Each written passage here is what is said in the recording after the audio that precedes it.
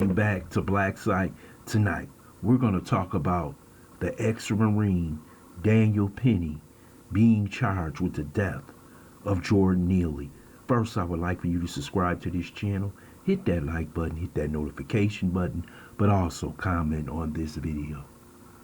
The ex-Marine Daniel Penny has been charged with second-degree manslaughter in the death of Jordan Neely.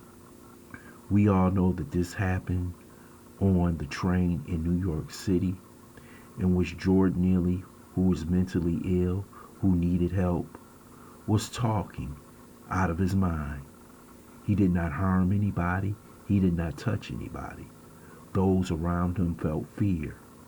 So the ex-Marine Daniel Penny jumped in and put him in a chokehold. A chokehold where he lost his life. No man should lose his life over being mentally ill. In fact, Daniel Penny, if he put that chokehold on Jordan Neely, he should know after a while you must let go. Even in the UFC, if you see the chokehold used, you know after about 20 seconds, once you grip the person around the neck, usually that person taps out.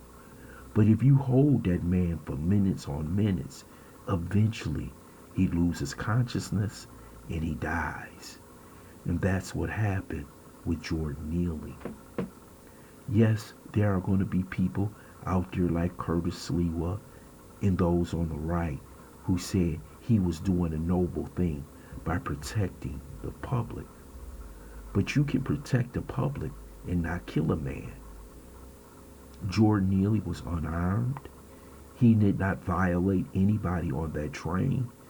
Many of us have been around mentally ill people when they're thrashing, saying words and things of that nature, and no one jumped on them.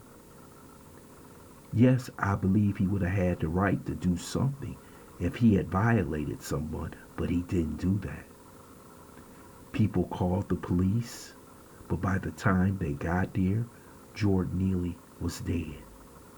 Now I know those who happen to support Daniel Penny, the ex-Marine, will say he wasn't trying to kill him, which is right. That's why he received a second-degree manslaughter charge.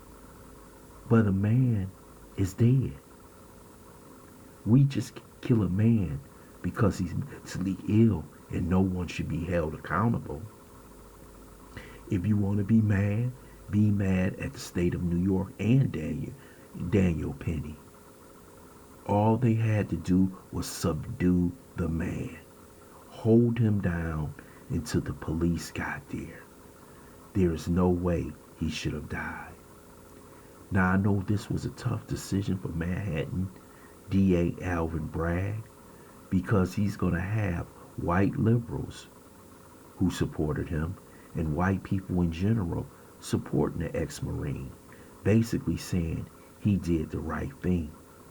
Now you hear many commentators on TV say there's going to be a ripple effect after this, that no one is going to help anybody who needs help, especially if they're being violated or a crime is being violated against them. But you can subdue somebody, especially when they don't have a weapon. The only weapons he had was his two hands. You did subdue him, but you killed him. And you must be held accountable for your actions. We are in a society, if people are allowed to go out and kill someone who is unarmed and who has not violated anyone, you will have utter chaos in America. But I believe I know what's going to happen in this case. I believe either it's going to be a plea bargain where he pleads out, does no jail time, and walks basically away free, or he's going to take this to a jury trial and basically get a predominantly white jury, and he will not be convicted. He is the typical all-American white boy, and there's no way a jury, especially of white people, even liberal progressive New York, that they're going to send Daniel Penny to jail. I don't believe it. Not after Newsweek, New York Post put out the articles that he was arrested 40 umpteen times. They tried to get him into mental health 12 times. There's no way they're going to give this man any time and destroy his so-called life like he did Jordan Neely.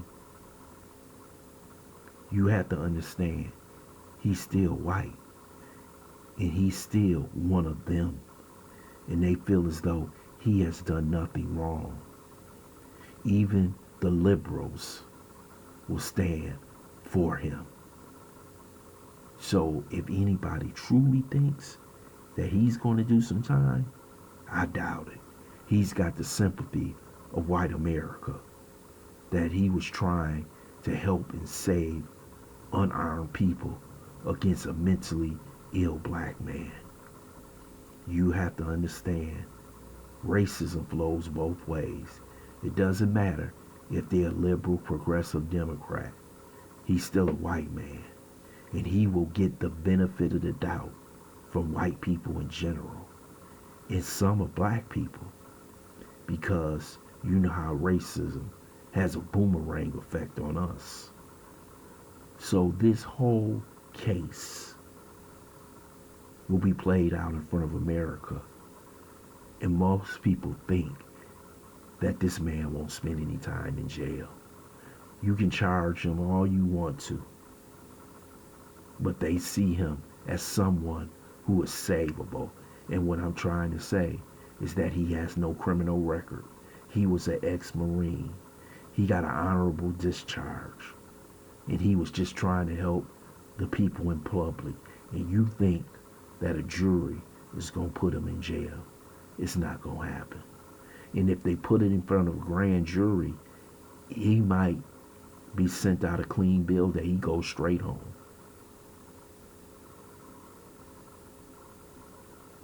Maybe Jordan Neely can sue, hopefully, and get some money out of this.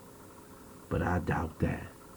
I bet you Daniel Penny has a GoFundMe, and he'll have enough money to get the best lawyers to protect him. This is a sad case, because Jordan Neely had mental illness and he needed help, and he just didn't get it. Now he's 6 feet deep because someone, so-called Good Samaritan, killed him. I want to thank you for listening to Black Site. I hope you subscribe to this channel. Smash that like button. Also share this video.